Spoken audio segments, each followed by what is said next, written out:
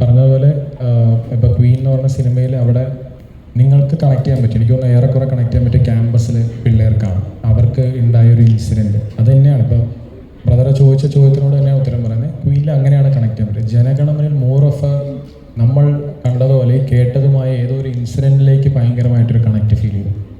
ഇത് അതുപോലെ ഒരു സാധാരണ മലയാളിക്ക് ഭയങ്കരമായിട്ട് കണക്റ്റ് ആവും എന്നാണ് ഞങ്ങളുടെ പ്രതീക്ഷ. അത് ഞങ്ങളുടെ ആത്മവിശ്വാസമാണ്, കൂടെ പ്രാർത്ഥനയുണ്ട്. കാര്യം ഇത് അതുകൊണ്ട് തന്നെയാണ് മലയാളി ഫ്രം ഇന്ത്യ എന്ന ടൈറ്റിലേക്ക് ഞങ്ങൾ വെച്ചത്. ജനഗണമന എന്ന് പറയുന്ന ടൈറ്റിൽ വെച്ചപ്പോൾ ആദ്യം പറയാൻ ചോദിച്ചത് എന്താണ് ഈ ടൈറ്റിൽ കൊണ്ട് ഉദ്ദേശിക്കുന്നത്. ആ ഉദ്ദേശം എനിക്ക് തോന്നുന്നു സിനിമ കണ്ടു കഴിഞ്ഞപ്പോഴാണ് കുറേ കൂടെ കിട്ടിയത്.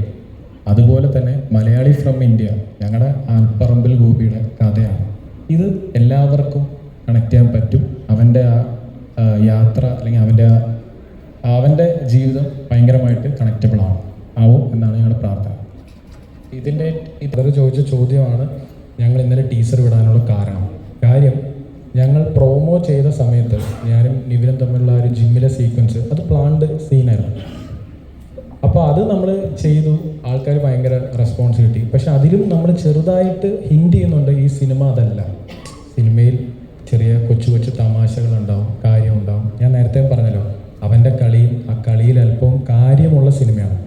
അപ്പോൾ പക്ഷേ എനിക്കൊന്ന് പ്രേക്ഷകർ ആ പ്രോമോ കണ്ടപ്പോഴും അല്ലെങ്കിൽ വേൾഡ് മലയാളി ആന്തം കണ്ടപ്പോൾ എല്ലാവരും ആ കളിയിലേക്ക് ഭയങ്കരമായിട്ട് ഫോക്കസ്ഡ് ആയി. എല്ലാവരും വിചാരിച്ചു ഇതൊരു ഔട്ട് ആൻഡ് ഔട്ട് ഒരു ലാഫ് റയറ്റാണ് സിനിമ. അപ്പോഴാണ് ഞങ്ങൾക്ക് അത് ശരിക്കും പറഞ്ഞാൽ പ്രേക്ഷകർ ഞങ്ങൾക്ക് തന്ന ബോധ്യമാണ്. കാര്യം ഞങ്ങൾ എവിടെ ചെന്ന് നോക്കുമ്പോൾ ചിരിച്ചിരിച്ചും അപ്പോഴാണ് ഞങ്ങൾക്ക് മനസ്സിലാവുന്നത് ഇത് അങ്ങനെ അതല്ല. നമ്മൾ ഉദ്ദേശിച്ചത് കുറേ നാളേക്ക് ഇപ്പം നിവിൻ വേറൊരു സ്ട്രീം ഓഫ് സിനിമ അറ്റംപ്റ്റ് ചെയ്ത് ഭയങ്കര രസകരമായിട്ട് അപ്പോൾ നിവിൻ്റെ ആ തമാശ വരുന്നുണ്ട്. അപ്പോഴാണ് നമ്മൾ പറഞ്ഞ പോലെ വർഷങ്ങൾക്ക് ശേഷം വരികയും തിരിച്ച് അതിലോട്ട് വരുന്ന സമയത്ത് ഈ പറഞ്ഞ പോലെ എല്ലാവരുടെയും പ്രതീക്ഷ കുറേയും കൂടെ കളിയിലേക്ക് മാത്രമായി. അപ്പോഴാണ് ഞങ്ങൾ ഇന്നലെ കളിയിൽ അല്പം കാര്യം എന്ന രീതിയിലേക്ക് ആ ടീസർ വിട്ടത്. അപ്പോൾ എനിക്ക് തോന്നുന്നു അത് കുറച്ചും കൂടെ ഇന്നിപ്പോൾ വന്നിരിക്കുന്ന എല്ലാവർക്കും ഭയങ്കര ക്ലിയർ ആയിട്ടുണ്ടാവും. അതാണ് ബ്രദർ ചോദിച്ചതിൻ്റെ റീസൺ. നിങ്ങൾ തന്നെ തന്ന റെസ്പോൺസിലാണ് ഞങ്ങൾക്ക് ഒരു തിരിച്ചറിവുണ്ടായി. ഞങ്ങൾ അങ്ങനെ ഒരു ടീസറിലോട്ട് പോവാൻ ഞങ്ങൾക്ക് പറ്റിയത്. അതാണ് അതിൻ്റെ റീസൺ. ഇവിടെ ഇപ്പോൾ ഓക്കെ ഈ എല്ലാവരും ടീച്ചർ കണ്ടപ്പോൾ തന്നെ എല്ലാവരും പറഞ്ഞൊരു ഫാക്ടർ ഉണ്ടല്ലോ, ഈ നിവിൻ പോളിയും അല്ലെങ്കിൽ എന്റർടൈൻമെന്റ് സോണിലേക്ക് കൊണ്ടുവരുന്നു എന്നുള്ളത്. ശരിക്കും അവിടെ ഇപ്പോൾ രണ്ടാമത്തെ ടീച്ചർ ഇട്ടപ്പോഴും ശരിക്കും അവിടെ സംഭവിച്ച ഒരു റീഡിഫൈനിങ് ഫാക്ടർ ഉണ്ടല്ലോ.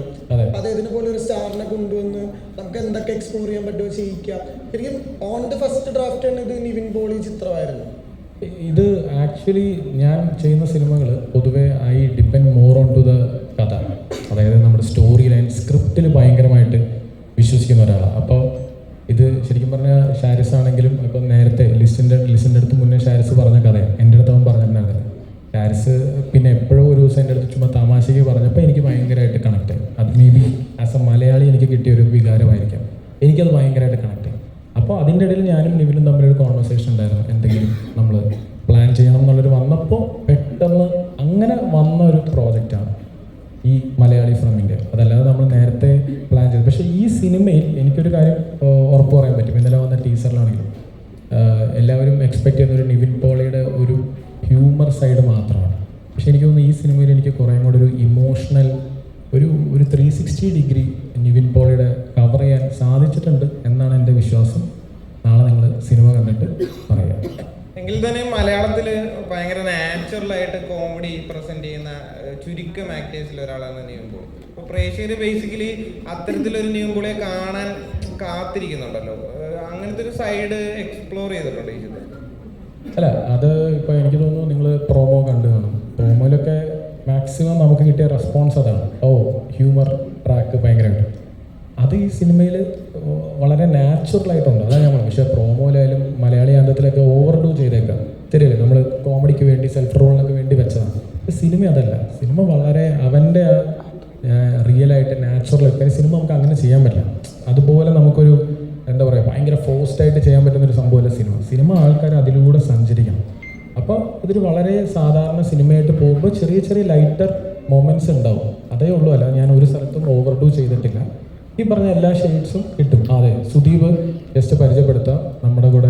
നമ്മുടെ DOP ആണ്. സുദീപ് സിനിമാറ്റോഗ്രാഫർ. ഇല്ലടാ കിട്ടിയില്ലേ ഞാൻ പറഞ്ഞ പോയിന്റ്? നിവിൻ, ഹായ് നിവിൻ. ആദ്യം അനൗൺസ്മെൻറ്റ് ടീച്ചർ വന്നപ്പോഴും പിന്നെ പാട്ട് വന്നപ്പോഴൊക്കെ നിവിനെ ആ സ്പേസിൽ കണ്ട് എൻ്റെ ഭയങ്കര സന്തോഷമുണ്ടായിരുന്നു. പിന്നെ ഇന്നലെ പറഞ്ഞ പോലെ ട്രെയിലർ ഇറങ്ങിയപ്പം വേറൊരു രൂപം സിനിമയുടെ കിട്ടുന്നുണ്ട്. ഇപ്പോൾ നിവിനെ സംബന്ധിച്ച് ഈ സിനിമ കഥ കേൾക്കുമ്പോഴുള്ള ഏറ്റവും വലിയ എക്സൈറ്റ്മെൻറ്റ് എന്തായിരുന്നു? എന്താണ് യെസ് പറയിപ്പിച്ചത്? ഈ സിനിമ ചെയ്യാനാണോ? യെസ്. ഈ സിനിമ വളരെ റിലേറ്റബിൾ ആയിട്ടുള്ളൊരു കഥയായിരുന്നു. ക്യാരക്ടർ ആൽപ്പറമ്പിൽ ഗോപി വളരെ റിലേറ്റബിൾ ആയിട്ടുള്ളൊരു ക്യാരക്ടർ. എനിക്ക് അത്രയും ക്യാരക്ടേഴ്സ് ചെയ്യാൻ ഭയങ്കര ഇഷ്ടമുള്ള ആളാണ്. അപ്പോൾ ഒരു നാട്ടുമ്പുറവും അവിടെ കുറച്ച് സുഹൃത്തുക്കളും ഒരു അവിടെ കളിച്ചിരിച്ച് നടക്കുന്ന ഒരുത്തിനും വലിയ വീട്ടുകാർക്കൊന്നും വലിയ ഗുണമില്ലാത്ത ഒരു എനിക്ക് അങ്ങനത്തെ ഒരു സ്പേസ് രസമാണ്. അത് ഭയങ്കര എക്സ്പ്ലോർ ചെയ്ത് ഫണ്ണായിട്ട് ചെയ്യാം എന്നുള്ളൊരു ഇതുണ്ടായിരുന്നു. പക്ഷേ ഇതിൽ കഥ ഇത്തിരി കുറച്ചും കൂടി നല്ല സ്ട്രോങ് കഥയാണ്. അപ്പോൾ അത് വെറുതെ തമാശ പരിപാടിയല്ല, തമാശ പരിപാടിക്ക് മുമ്പ് ചെയ്തിട്ടുണ്ട്. അപ്പം അതും എന്നാലൊരു ഇപ്പം നേരത്തെ പറഞ്ഞ പോലെ ഈ കളിയിൽ അല്പം കാര്യം എന്ന് പറയുന്ന പോലെ ഒരു വളരെ രസകരമായിട്ടൊരു ബ്ലെൻഡ് ഈ പടത്തിലുണ്ട്. അപ്പോൾ അത് ചിലപ്പോൾ തിയേറ്ററിൽ പ്രേക്ഷകർക്ക് വർക്കാവും എന്ന് തോന്നി. അതാണ്.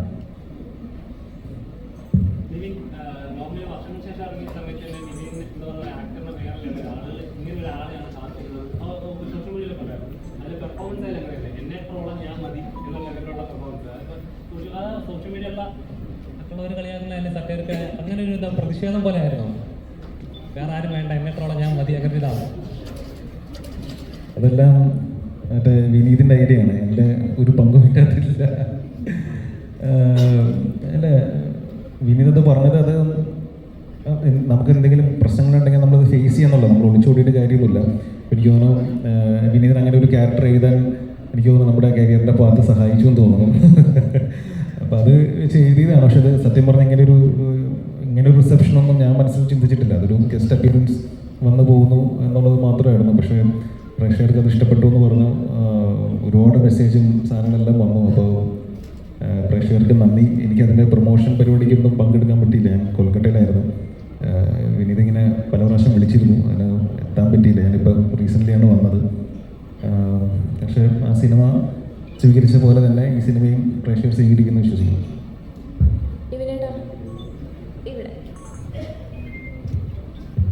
വർഷങ്ങൾക്ക് ശേഷം വന്ന് തിയേറ്ററിലെല്ലാം കയ്യടി നേടിയ, ഏറ്റവും കൂടുതൽ കയ്യടി നേടിയ ഒരാളാണ് നിവിനേട്ടൻ ആ ക്യാരക്ടർ വെച്ചിട്ട്. അപ്പം ഇപ്പം ചേട്ടൻ പറഞ്ഞ പോലെ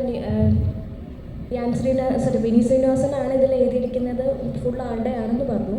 പക്ഷെ എന്നിരുന്നാലും ചേട്ടൻ അത് പറയുമ്പം ഉള്ളെന്ന് വരുന്ന പോലെ ഫീൽ ചെയ്തു. ചേട്ടൻ്റെ സ്വന്തം ഡയലോഗായിരുന്നു അത്. അതൊന്ന് ജസ്റ്റ് ഒന്ന് പറയുന്നത് അത് ഉള്ളിൽ നിന്ന് വരുമല്ലോ, അവസ്ഥ വെച്ചിട്ട് അത് ഉള്ളിൽ നിന്ന് വന്നല്ലേ പറ്റൂ.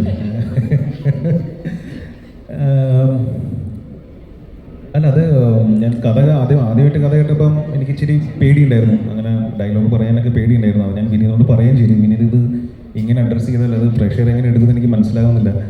അപ്പോൾ അത് വേണോ എന്ന് പല പ്രാവശ്യം ചോദിച്ചു. ഞാൻ കഥ കേട്ടപ്പോൾ ചോദിച്ചു, ഞാൻ പേഴ്സണലി വിനീതിനെ വീട്ടിൽ പോയി കണ്ട് ചോദിച്ചു, വഴിയിൽ വെച്ച് ചോദിച്ചു, ഫോൺ വിളിച്ച് ചോദിച്ചു, 5-6 പേരെ കൊണ്ട് ചോദിപ്പിച്ചു.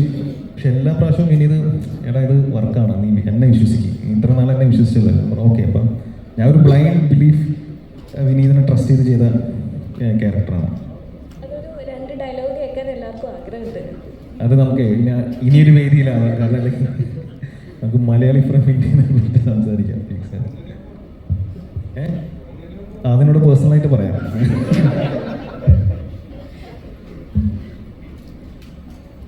ചേട്ടാ, ഇപ്പം ഇപ്പോൾ ഡിജോ എന്ന ഡയറക്ടറിൽ ഇപ്പോൾ ക്യൂ എന്ന സിനിമയായാലും ശരി, ജനഗണമന എന്ന സിനിമയായാലും ശരി, സൊസൈറ്റിയിൽ ഉണ്ടാക്കിയ ഒരു ഇമ്പാക്റ്റ് ഉണ്ട്, അല്ലെങ്കിൽ പ്രേക്ഷകരിൽ ഉണ്ടാക്കിയ ഒരു ഇമ്പാക്റ്റ് ഉണ്ട്. അപ്പോൾ അങ്ങനെ ഒരു ഡയറക്ടർ വന്ന് സമീപിച്ചപ്പോൾ എന്തായാലും എൻ്റെ കരിയറിൽ ഒരു മാറ്റം ഉണ്ടാകുന്ന ഒരു കഥയായിരിക്കും എന്നൊരു എക്സ്പെക്ടേഷൻ ഉണ്ടാവുമല്ലോ ഓട്ടോമാറ്റിക്കലി.